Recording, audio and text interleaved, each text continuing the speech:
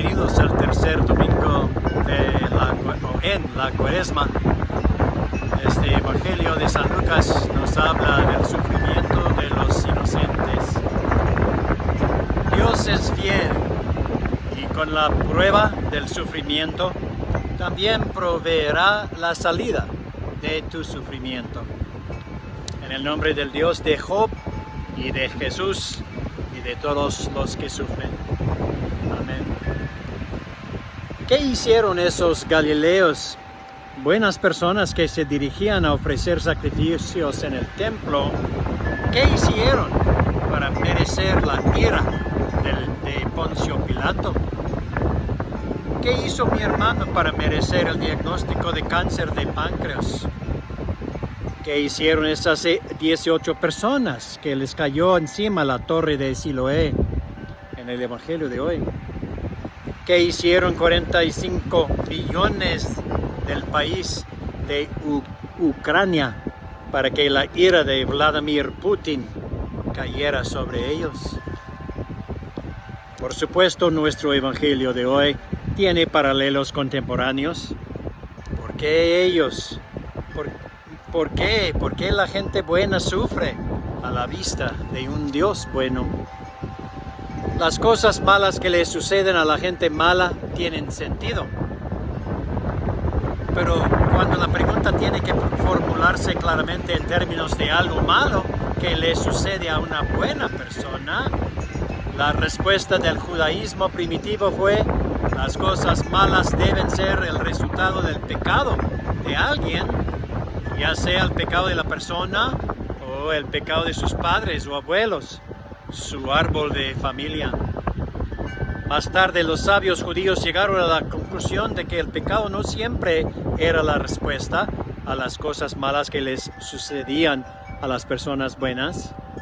El autor del libro de Job ofreció una nueva explicación del sufrimiento.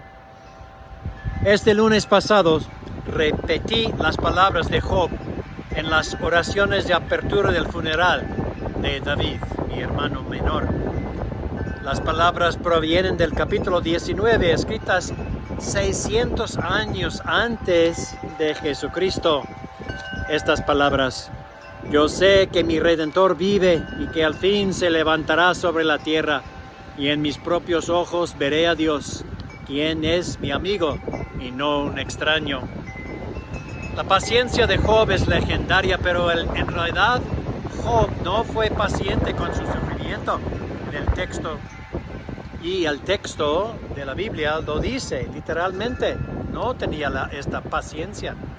Estaba impaciente, confundido y enojado. Pero sin embargo podía profesar su creencia, su certeza de que Dios era su amigo y no un extraño al que algún día vería cara a cara. Es la dura resistencia de Job, no su gentil paciencia, lo que es asombroso. Me he enfrentado a la dura verdad sobre el sufrimiento de los inocentes desde que luché por escribir mi disertación sobre el tema hace 50 años. La dura verdad es que no existe una descripción adecuada, una justificación adecuada, una explicación sencilla. No existen.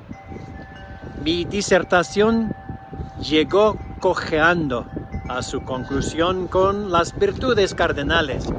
Reclamamos la fe de un Dios bueno, tenemos la esperanza de que este buen Dios rectificará este enigma del sufrimiento de los inocentes, y la respuesta central del sufrimiento de los inocentes es esta: estamos llamados a amar a los que sufren. Fe, esperanza y amor. Hay que estar a su lado de los que sufren, a pesar de que no tenemos nada que decir, nada que ofrecer para aliviar su dolor. Sin embargo, ese es el llamado, por difícil que sea, estar presente. Para el que sufre, ese amor es ser tocado por el otro, y el otro siempre es Dios. En el libro de Job escuchamos su poderosa poesía de sufrimiento, verdaderamente inocente, que incluye el lamento. ¿Puede haber algo peor que lamentarse ante Dios y no escuchar nada? En respuesta, ¿puede ser? Sí, hay algo peor. En el poema de Job, Dios responde, pero responde con sarcasmo y casi con ira. Por supuesto, son las palabras del autor, la visión antropomórfica del autor sobre Dios. Aquí está, Job 38, el final del poema antes de los capítulos de resumen que probablemente se agregaron más tarde por otro escritor. Entonces el Señor respondió a Job así: ¿Quién es este Job con tus palabras sin conocimiento? Pórtate como un hombre. Yo te interrogué a ti y tú me lo declamarás. ¿Dónde estabas tú cuando yo puse los cimientos de la tierra? Dime si tienes entendimiento. Wow. ¿Quién eres tú para quejarte de mí? Dice Dios. ¿Quién es este Job con tus palabras sin conocimiento? ¿Esta es la Biblia, la palabra del Señor? Sí, esta es la Biblia, porque el sufrimiento no tiene fácil solución. Y el libro de Job es un hermoso poema sobre el sufrimiento. El libro de Job investiga las profundidades físicas y psicológicas del sufrimiento y las implicaciones espirituales del sufrimiento. El libro de Job está en la Biblia porque una auténtica comunidad de fe, en este caso la comunidad de fe hebrea, reconoce que existe el sufrimiento inocente. Existe y es brutal precisamente porque es incomprensible.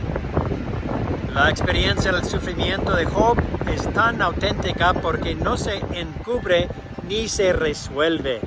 No hay respuesta.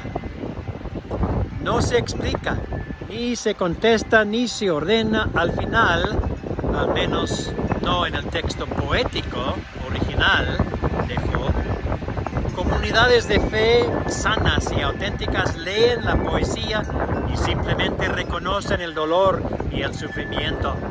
Sin desafiar ese reconocimiento, reflexionamos sobre la virtud cardenal de la esperanza y respondemos en fe, con amor. ¿Podría haber alguien que sufra tanto como Job? Bueno, sí, hay 2 millones de inocentes que huyen del ataque del ejército ruso ahora mismo, mientras salimos nosotros a almorzar en unos momentos. Y sí, hubo uno que sufrió inocentemente, a quien recordamos en este tiempo de Cuaresma, y que también clamó a Dios, un Dios que no respondió. Dijo: Dios mío, ¿por qué me has abandonado? Jesús dice, citando otra pieza de poesía, el Salmo 22. El propio lamento de Jesús es el punto de comparación con Job. Job y Jesús demuestran el sufrimiento espiritual. Su testimonio es permanecer resueltamente en relación con Dios siempre.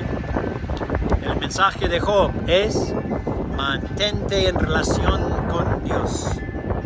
Job y Jesús sufren y todavía se mantienen en relación con Dios. Así que aquí está la conclusión aparente de Job, quien se mantuvo conectado con Dios.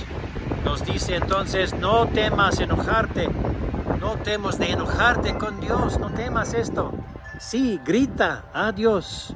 Ese tipo de ira es evidencia real de que estás en una relación real con Dios.